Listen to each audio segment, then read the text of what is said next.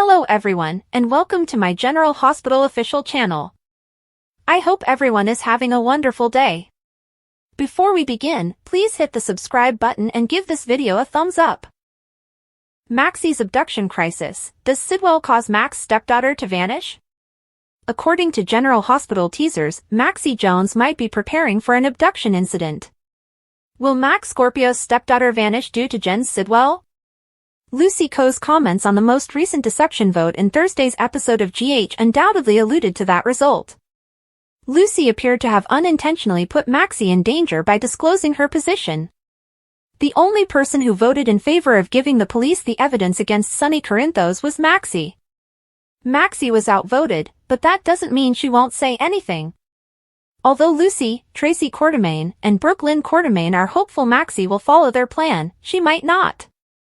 Sidwell might not be ready to take that chance because he opposes all of the Sonny drama that is erupting at Deception.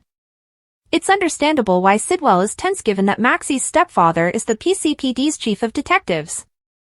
Sidwell's demeanor after hearing all of Lucy's info suggests that he will probably take action to address his Maxie issue. Kristen Storms has promised her fans an amazing narrative that will make them go crazy, but she is taking some time off for a big move to Tennessee.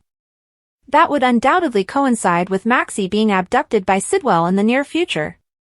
Maxie might, of course, be unaware of the person responsible for her suffering. Maxie might be tricked into falling into a prison trap and wondering how she's going to escape her current predicament. At first, it might be considered that Maxie is out of town on business, but her disappearance could gradually raise suspicions and cause her loved ones to conduct a desperate search. In any event, Lucy just exposed Maxie as a potential problem, one that Sidwell appears ready to resolve with extreme measures. Maxie might soon become the victim of kidnapping because Sidwell is known for going to extremes. Don't miss any of the action because according to General Hospital spoilers, Maxie is in danger. General Hospital spoilers: what happens after Jocelyn's startling injury during the Dalmatia mission? Jocelyn Jacks may be injured and admitted to the hospital after a botched Dalmatia mission, according to General Hospital spoilers and updates. In light of Jack Brennan's disturbing comments in the August 5th episode, the scenario seems somewhat ominous. Concerned about Jocelyn's safety after learning about the entire plan, including Jocelyn's recent reconnaissance excursion with Vaughn, Anna Devane quickly voiced her concerns about Jo's safety. Anna also asked Brennan, who is in an unpleasant romantic situation, how he would respond to a confrontation with Carly Spencer if things didn't work out. Brennan, of course, brushed off the possibility of anything catastrophic happening because, to him, this was just standard stuff. Indeed, he said boldly that he was absolutely certain Jocelyn and Vaughn would return from Dalmatia unscathed. On soap operas, however, such statements are frequently a clear sign of disaster to come. It's likely to be more dangerous the more Brennan minimizes the danger. It appears that Vaughn and Jocelyn may not be alright the more Brennan suggests that they will be. As Anna worries, Jocelyn and Vaughn both seem to be moving toward dangerous circumstances once this mission unavoidably goes wrong. Now that Anna has discovered Brennan's hint regarding Dalmatia, she has even more reason to be concerned. The tote bag that Jason Morgan remembers Britt Westbourne bringing to the Five Poppies resort there is related to it. According to GH spoilers, Jason will finally go looking for Britt, which will cause some serious problems for Jocelyn's goal with Vaughn. Brennan may face a difficult predicament while Joss face the harsh reality of being a WSB agent and understand how quickly her life might be in danger. Brennan may find himself in a difficult situation if Jocelyn suffers severe injuries and needs to be taken to a nearby hospital. He might have to manage the emergency without telling Carly about it. Jocelyn will come up with something to say, but she may struggle to describe her injuries. Her cover narrative will be that she incurred them while caring for an elderly acquaintance of her grandmother's in Australia. Lie after lie, this might force Brennan to keep even more significant secrets from Carly and force Jocelyn to tell additional lies. Jocelyn and Brennan are in a bad spot because, if there's one thing Carly detests, it's a liar who lies. Naturally, when Jocelyn finds out, she will have a lot less trouble than her boss, who is shortly to be Carly's ex-boyfriend. According to General Hospital spoilers, Brennan will have to modify his plans as things go, so stay tuned for all the next developments. General Hospital spoilers: was Heather Weber involved if Britt staged her death? According to General Hospital spoilers, viewers of the show are speculating wildly this week as they begin to analyze if Britt Westbourne's January 2023 death from Heather Weber's poisoned hook was a shrewd stage performance.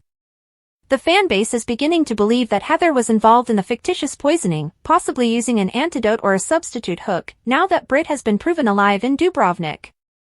Although Britt's death was witnessed by Liesl Albrecht, GH's fondness for retcons obscures story points like is Britt's knowledge of Heather's guilt. Was there a bigger strategy, or was Heather under duress? Could our favorite maniac rejoin the group as a result of Britt's return? Britt's death scene reenacted, although viewers are now wondering if it was all a complicated hoax. The moment Heather cut Britt with her poisoned hook and caused her to death in Liesl's arms felt final. Although Britt's survival indicates an antidote or fictitious poison was at work, her diagnosis of Huntington's disease added another element of tragedy. However, Heather didn't know she was the hook killer the night she was nicked, so how could Britt have planned it? Ignoring the plot flaw, fans conjecture that a secret ally changed the hook or offered a remedy. GH thrives on retcons. Heather's acquiescence can be explained if she was involved, possibly under duress from a mysterious somebody such as Professor Henry Hank Dalton or her manager Pascal. Will the lie continue, or will Britt's homecoming expose the truth? Fans speculate that Heather was involved in the staged death, possibly to shield Britt from a more serious threat at the time that we aren't yet aware of. Picture Heather, imprisoned, grinning as Britt escapes. Although Britt's cut was not fatal, the poison killed her. Could this have been staged using a non-lethal alternative? Although Liesl's sadness seems sincere, it becomes more complicated if she knew. Some fans are also citing Heather's insanity and familial ties as a reason, possibly one that Britt used to help her avoid her Huntington's destiny in secret. Is Heather's assistance a part of a larger plan, given that Britt is being watched in Dubrovnik? Will Britt be trapped or freed by the truth? With every episode that offers us a glimpse of the past being rearranged to provide a whole different view of what transpired, the conjecture around Heather's involvement in Britt's staged death grows more intense. It could explain Britt's departure from the burden of her disease and spare loved ones the suffering if Heather was complicit in the poisoning or provided an antidote. Although GH fans are eager for a disclosure, some appear concerned that it would complicate her comeback. Will Britt avoid detection in an attempt to conceal her charade, or will Jason discover the entire plot? What are your thoughts? Did Heather know about it? Joe's big move, Jason's search for Britt. In Port Charles, another crazy week. The beginning of the search for Britt is hinted at in General Hospital teasers for the week of August 11th to 15th, 2025. Jason's on a mission after Anna issues a warning to him on Monday. Jason might be prepared to locate Britt. Jason will turn to Alexis because she may end up with more serious issues when Chase makes an arrest on Tuesday when Emma gets resolute. By the end of the week, she might give Jason what he needs to start his quest, even if she's been quite busy with Drew. What kind of announcement is Drew being teasingly urged to make in the middle of the week when he meets Willow on the show? Will Scout be involved, or is it a confession of his love for Willow? Joe's parent trap while Dante and Brooklyn plan for their new boy. Rocco will offer some guidance to his new big brother. Could Gio finally get back in touch with his parents when Michael delivers some advice to his new nephew? In addition to being enlightening, those glimpses of Britt were strangely comforting. Liesl portrayed her as the flawed, complex, and amazing lady that she was, rather than as the ideal daughter. And for some reason, the stories were simpler to understand because of their candor. Liesl had inhaled deeply when Willow remarked, "You must find it odd that I can talk to you about everything, but can't even look Nina in the eye. What I believe is irrelevant. Your feelings are genuine." Willow sighed and wrapped her arms about herself, saying, "That is not strange. Something was broken by her. I'm not even sure if I want it fixed." Liesl gave a contemplative nod. Forgiveness isn't always about other people. It's about refusing to let suffering define who we are. However, you are under no duty to pardon her at this time. Or at any time. How you move forward is what counts. Her soft delivery of the statement added to its impact. In the weeks that followed, Liesl's presence increased. Quiet tea afternoons, park walks, and infrequent but treasured meetings with Wiley and Amelia, during which she would tell them stories about their extended family, true stories, full of embarrassment and humor, not the corny ones Willow had grown up hearing. She elicited responses from the kids, particularly Wiley, who had started inquiring about Aunt Liesel's next visit. With the same confidence she had shown her father, Amelia, who was still too little to fully comprehend, grabbed for her arms. It was not overlooked. When Nina tried to visit again, Michael politely and almost apologetically turned her away at the front gate. Willow hadn't stepped in, observing from the window upstairs. She was still there. Watched as Nina's car backed out of the drive slowly and her shoulders slumped. She didn't feel victorious. Simply numb. Liesel arrived later that day with 2 mugs of tea and a photo album. Liesel opened the album in her lap as they sat on the porch while the yard was tinted by the sunset. She pointed to a photo of herself and Britt at a winter event and remarked, this was the last time she laughed that hard. Willow laughed, a real laugh that startled her. Someone tripped on the microphone wire, and she tried to catch them but ended up falling face first in her gown. Willow looked at the photo, her smile turning to concern. She never minded making a fool of herself if it made someone else feel better. She sounds human. Real. She was. As real as the ache in my chest every day since she's been gone. Their eyes locked, and a profound, unsaid understanding went between them. Both of them were women who had moms and daughters in their place. Those who knew Willow well saw in the days that followed that Liesel had found a place in her life. A discreet confidant. A voice of guidance. Not exactly a substitute. However, a balm. She was unaware that she required one. From a distance, Nina observed the change with increasing sadness. They didn't read her texts. No one picked up when she called. In a desperate moment, she questioned Carly about it, and Carly provided a rare bit of candor. Nina, you went too far. She is now finding serenity in an environment devoid of expectations. Allow her to go, but Nina wouldn't give up easily. And that desperation might have begun to manifest. She showed up unexpectedly at the hospital one afternoon, where Willow had started doing some minor volunteer work again. Outside the pediatric wing, Liesel was already there, talking to Willow. Nina's heart tightened as she spotted them laughing as soon as she got out of the elevator. Nina called quietly, Willow. The 2 women pivoted. Willow's neutral distance, which she now kept for Nina alone, took the place of her smile. Liesel swiveled, quietly settling herself next to Willow, almost defensively. I was simply... Nina tried, her gaze flitting to Liesel, in the neighborhood. I hoped we might have a conversation. Alone. Willow's eyes remained fixed. Nina paused before saying, this is not a good time. Please. You are missed. Willow's answer was succinct but direct, I want to make amends, but I know I've made mistakes. Some things are beyond repair. The ensuing quiet was deafening. Despite the tears in her eyes, Nina nodded. I get it. She turned slowly and left after saying that. For a minute, Liesel remained silent and waited for Willow to give her another look. Are you okay? Willow gave a slow nod. I believe. I'm getting there. In the brittle silence of that instant, it became evident that Liesel had entered Willow's life not because she made an effort to fill it but rather because she just showed up every day without asking for anything in return. She provided a bond based on honesty and shared loss rather than titles or guilt. In the wake of catastrophe, Port Charles would always be a location where families molded and twisted themselves. However, this calm, tender connection between Liesel and Willow felt novel. Something steady. Something to cling to. Jason is urged by Alexis to reason with Drew. Curtis gives Jordan some credit she might not want, Alexis needs Jason's assistance, and Anna has questions for Carly.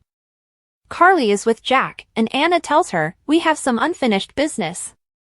Anna is presumably attempting to find a reason why she wanted to see Carly earlier. She won't tell anyone about Jocelyn because she doesn't want to run the risk of going to jail. In another passage, Lulu queries Dante, what's the mystery? For what reason did you want to see us? Curtis is likely telling Jordan that he and Portia are working things out and giving her credit for it when he says, wouldn't happen at all if it weren't for you. Do you really think that Willow is better off now? Drew asks Elizabeth. Doesn't he never give up? He most likely wants Liz to act as a mediator so that she can express to Willow his desire to assist her in regaining custody of her children. Isn't this supposed to be about what Scout needs? Alexis asks Jason. She probably wants Jason to give him a reality check because she's upset that Drew is taking Scout and relocating to Washington, D.C. Literally. Additionally, Britt says to someone, "You can tell him I'm on strike." Based on the weekly teasers, Britt disobeys orders, so it's likely that she's telling Pascal this. It's difficult to predict the type of reaction she would face for defying the mysterious employer because we don't fully understand her situation. Kate Monsey of GH writes, produces, and stars in an incredibly funny new short. A terrible yet hysterical incident that occurred while Kate Monsey was working on another film is the basis for her upcoming short film. Christina has been brilliantly portrayed by Kate Monsey on General Hospital. Her character has a compelling emotional complexity since she radiates both strength and tenderness. Following the loss of the child she was carrying for Molly and TJ, Christina has triumphed over sadness and family conflicts.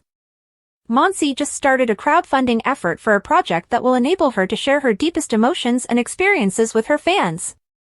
She also hosts an online mental health show called Sunday Support Series. The post on Steve Burton and Bradford Anderson's Stone Cold and the Jackal Instagram page said, "08 sheet, Kate Monsey is crowdsourcing funds for new, autobiographical short flick." It included a picture of Monsey and the text from her just launched GoFundMe campaign. Indie filmmaking got really messy. The goal is to generate money for a short film she co-wrote with Courtney Pape. Sheet is based on a true story. Mine is how the project is defined. I suffered from severe food sickness on April 1st, 2025, the night before our last day of filming an independent movie.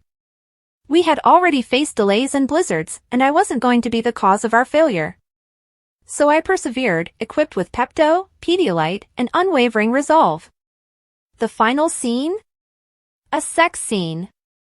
Stomach bug, steely nerves. She added that the crew was also afflicted with food poisoning, but they were committed to completing the task at hand.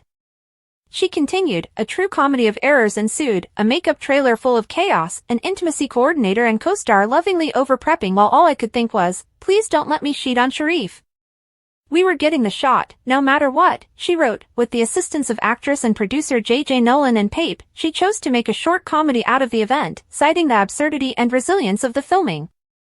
I'm so thankful to have Courtney co-write and direct with her trademark sense of humor, and to work with such a fantastic ensemble to make this a reality, she wrote.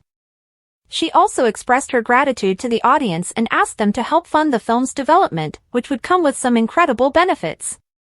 Drew found himself standing in the wreckage of his new beginning. Even though the event had long since descended into disaster, the smell of lilies persisted in the church air. He couldn't get rid of Willow's wide-eyed, betrayed, and, worst of all, silent gaze. She hadn't let out a cry. She hadn't shed a tear.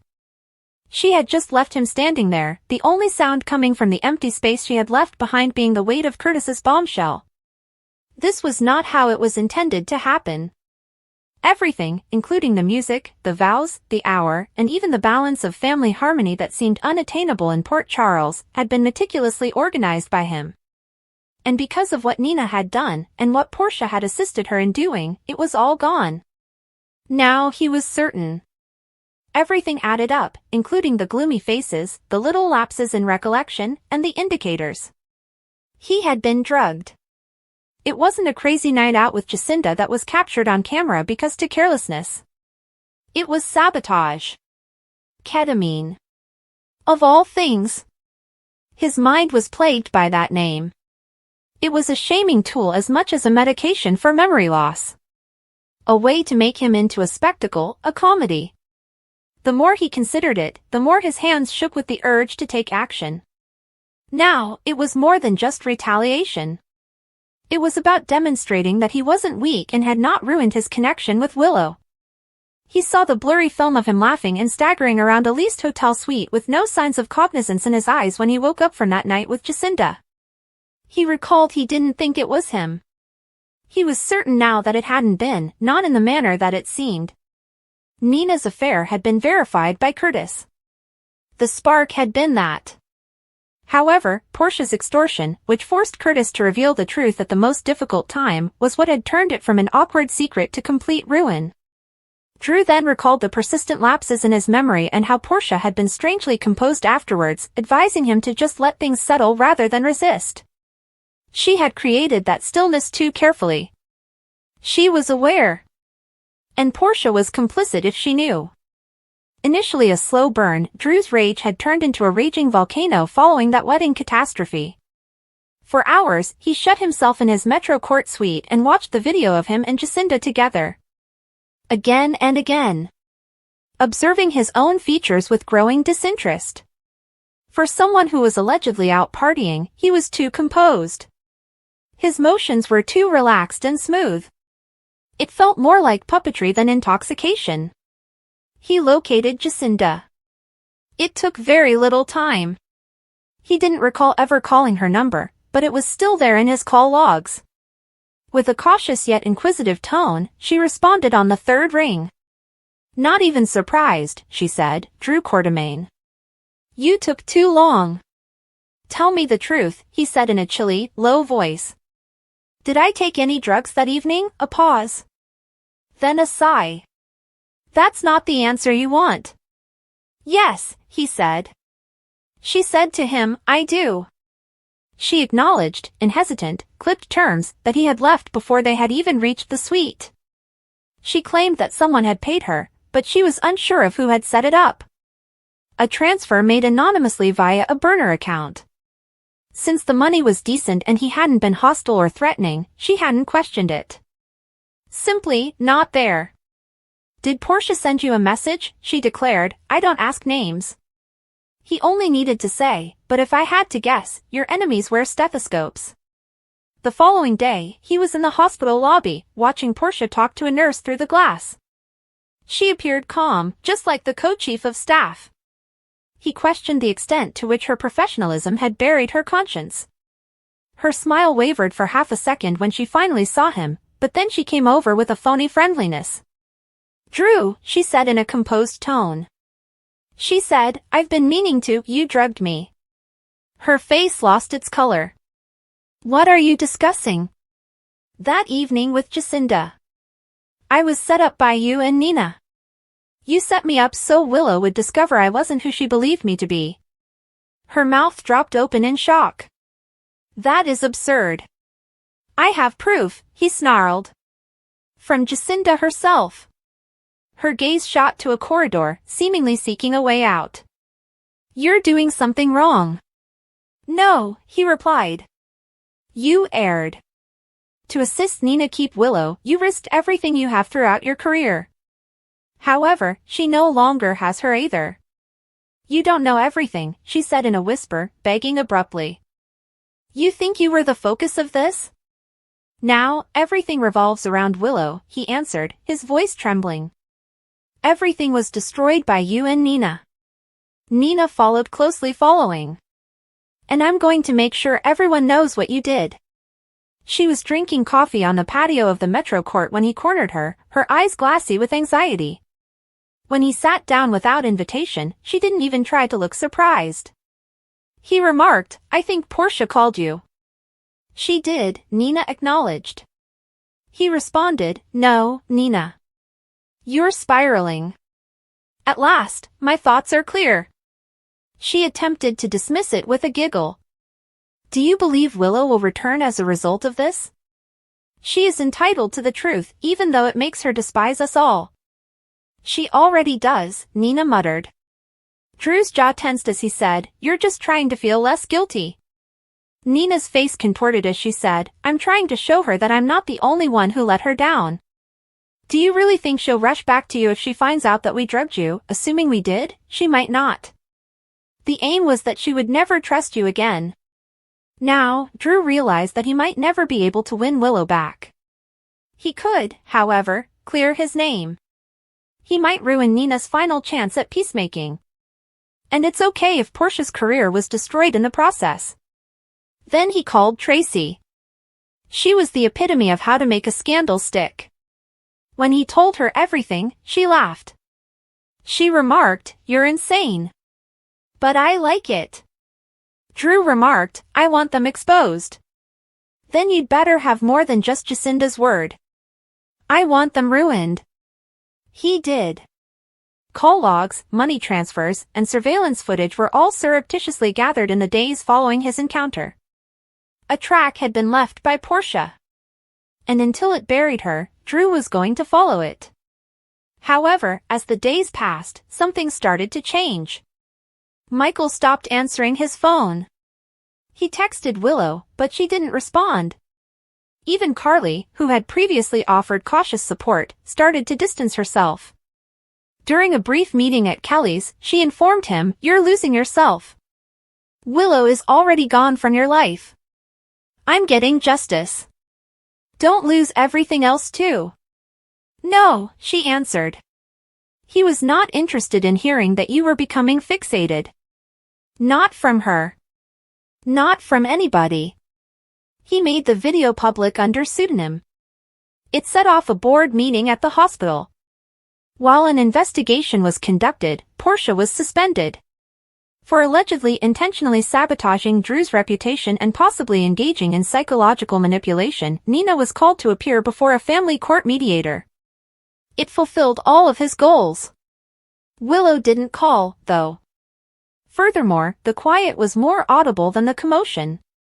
He saw a news alert about Portia's suspension scroll across the screen one evening while he sat in his empty suite. He was startled by a knock at the door. Anticipating a conflict, he opened it to discover Curtis. "You believe you've won anything?" Curtis inquired. "I discovered the reality." "No," Curtis replied, entering. "You should have told Willow the truth in private," Drew said. "You just set everything on fire and expected someone to be appreciative. She was entitled to know. You earned the consequences. Now, though, you've turned into what you despise." Curtis walked away without saying anything more. Slowly, Drew took a seat, and the door closed behind him. He had ruined 2 lives. He had cleaned himself up. Nevertheless, he felt more unclean than before. Since Willow had yet to return. Perhaps she would never. Drew's insurance fraud report puts Albrecht in danger of Dante's prison. Dante Falconeri threatened to put Liesl Albrecht in jail. Here's how everything transpired, while Drew Kane also worked on an insurance fraud report. Drew ambushed Elizabeth Baldwin in the hospital to inquire about Willow Tate's condition. Liz argued that Willow needed space and had the right to make her own decisions, even if Drew obviously didn't think she was better off without him. Drew was relieved Willow had Liz to rely on, despite his displeasure with all the drama. Isaiah Gannon was pleased for Portia Robinson when she informed him that she was staying at GH and repairing her marriage. Stella Henry confronted Portia when she saw Isaiah and Portia share a private moment. Portia maintained that she was keeping things professional and defended her friendship with Isaiah. Stella was happy to learn that Portia and Curtis were attempting to improve their relationship. Eventually, Drew appeared to be triggered when he saw Stella and Portia embracing. After pulling out his phone, Drew called to initiate an insurance fraud investigation, clearly intending to cause Stella some difficulty. Now that he was reviving his marriage, Curtis gave Jordan credit when he ran into her in the park. Curtis was appreciative that Jordan had put a stop to any love rekindling and proposed that perhaps they could resume their friendship. Jordan pointed to her new opulent residence in the distance as the conversation shifted to the benefits of her rich position with Jen Sidwell. Isaiah became worried about their enduring relationship when he arrived in the park and saw Curtis talking to Jordan. Jason Morgan informed Alexis Davis that Monica Quartermaine would not be seeing guests today at the Quartermaine mansion, but Alexis asked him for assistance with a crucial issue. Alexis hoped Monica would sway Drew's mind about moving Scout Quartermaine to DC. Jason was persuaded by Alexis to ask Monica if she would be open to speaking with Drew. Jason informed Alexis that she was willing to attempt contacting Drew on Scout's behalf after he had a conversation with Monica. She called Dante and Lulu Spencer into Laura Collins' office to discuss Liesl and Rocco Falconeri. Laura fought for harmony and a respectable method for Rocco to obtain the information he needed without going against his parents' wishes. Liesl showed up shortly after Laura agreed to arrange a meeting. Albrecht was irritated and obviously felt that Dante and Lulu would limit the information flow since they wanted to watch over her next meeting with Rocco. Albrecht pretended that Rocco should be granted grandmother status since he wanted to spend more time with her, but Dante and Lulu didn't agree. Liesel's derangement irritated Dante more and more, and he no longer wanted her near Rocco. Dante actually threatened to have Albrecht arrested and put in jail if she didn't leave town immediately. Albrecht smiled slyly, wondering how Dante, who was depending on Rocco for answers, would explain that to her. Carly Spencer approached Jack Brennan at the Metro Court with the proposal of a romantic weekend trip to Finger Lakes. Brennan became anxious when Anna Devane appeared because he thought she may reveal the truth about Jocelyn Jacks. Anna pretended, however, that she would rather to talk about Lucas Jones' allegations of kidnapping Sonny Corinthos. Brennan reminded Anna once more that it would be treasonous to brag about Jocelyn and her work at WSB after Carly stomped off. Even yet, Anna forewarned Brennan that if something were to happen to Carly, she would tell her about Joss. Carly appeared surprised when Brennan later met up with her again and implied that he hadn't been entirely honest. Pascal was upset that Britt Westbourne was relaxing and drinking cocktails at the Five Poppies Resort rather than working in the lab. After Britt complained about the lab's air circulation and insisted she was on strike, Pascal made sure it was corrected and attempted to re-enter the room. Pascal became more threatening and seized Britt's arm when she implied that she needed to take a sleep after all the cocktails. Vaughn wondered if this was where they checked in when he walked in with Jocelyn on his arm. Jocelyn didn't identify Britt since she was wearing a huge hat and had her face turned the other way. Back with Anna, she surprised Jason by finding him and implying that she had previously been mistaken. Anna now thought Jason ought to start searching for Britt right away. According to General Hospital spoilers, Jason will soon attempt to learn the truth about Anna's change of heart, so tune in. Stay tuned, we now have additional information about William Lipton's The Runarounds Prime Video series. William Lipton makes effective use of his musical abilities in The Runarounds, a film about a new band that was established immediately following high school graduation. The official trailer for Prime Video's next series, The Runarounds, which stars William Lipton, a former General Hospital cast member, was published.